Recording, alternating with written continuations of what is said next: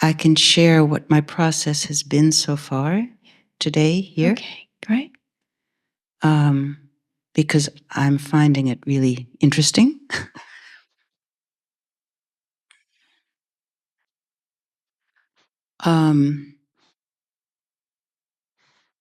As you were guiding the meditation, I was feeling yes, yes, yes, yes, yes, yes, yes, yes, yes, yes, yes, yes. And Kavi, everything you say about your understanding of how we clutch to our stories, yes, yes, yes. So I've gotten snagged as I've listened to things on it's like the threat of losing a sense of I'm human and losing meaning with opening. And I go, wait a minute. Human realm, don't leave the human realm. Meaning gives meaning, like that, fussing. Wait a minute. And trying to get clear about how to ask something about that, or to say, well, human race, meaning, and then right before Kavi, you spoke, there was some opening, and when there is opening, what comes up for me, what comes up is tenderness. And that happened in relation to this kind of fussing about, I don't want to leave, you can't leave the human race, can't leave meaning. Open to that state of mind, all that opening, and this tender understanding. Here's a human mind that's doing this right now. Here's a human mind that's doing this right now, and the whole thing just okay. Generally, it's the story of me. This was a broader issue that has to do with we're human beings as a concept, and So I just want to describe that. Yeah. Great. There it is. That I was caught in. Great. Could be held in tenderness. Absolutely. Yes. Yeah. That's it. That's it. That's it. Yeah. Yeah.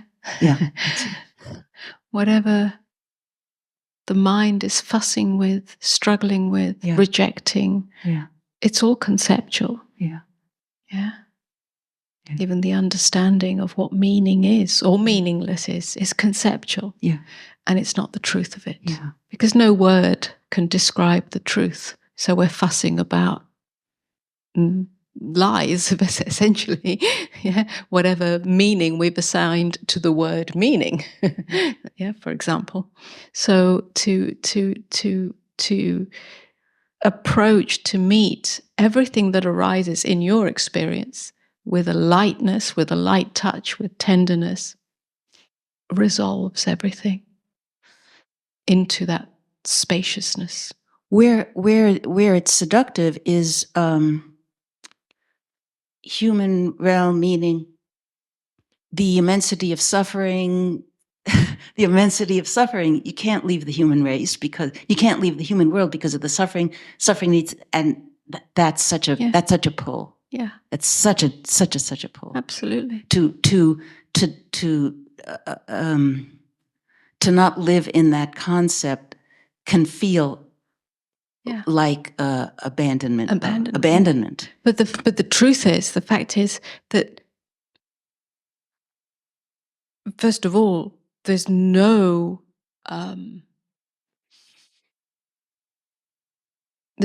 pointing from this perspective of the infinite that I speak of, to abandoning the human. Life is lived fully human, fully alive, fully present with what is, and attending to it and tending to it. But without the investment of self in it. Yeah, seems paradoxical. Yeah, and that's really what's being spoken of. Life is tending to, and not the child having to take care of. Yeah. Yeah. Yeah. To me, the sort of as awareness falls deeper into the human experience, it inevitably is going to break the heart. But whether it breaks the heart down or whether it breaks the heart open is a kind of grace. And I think we have the capacity, certainly that's my own experience, is the capacity to live from a heart that's broken open always and doesn't close, has done with the closing in a form of self-protectiveness. But that means that one has to open, on an ever deeper level to what we experience as suffering, what we experience as wrongness, what we experience as unjustness, without making any kind of fabrication or story at it. And that's a difficult thing because we carry a lot of personal stuff that has to be included in that heartbroken openness. And it can't be faked, and it can't be bypassed, and it can't be anything like that. It has to be a real thing, and that brings us into the kind of intimacy that was being spoken of earlier.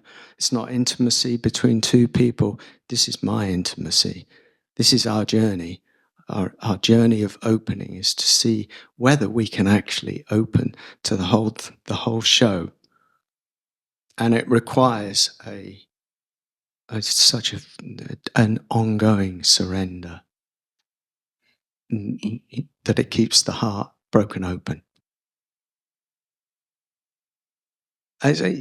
Which is pretty tough. You see, the greatest service that we can give to humanity is to live as the light of beingness, because it's a frequency shift within that allows us to live as peace, to live as openness, to live as the nakedness of being. And that has an impact.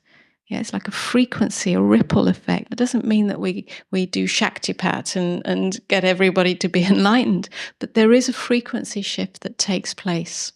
And that has more impact than trying to save the world or trying to fix the suffering.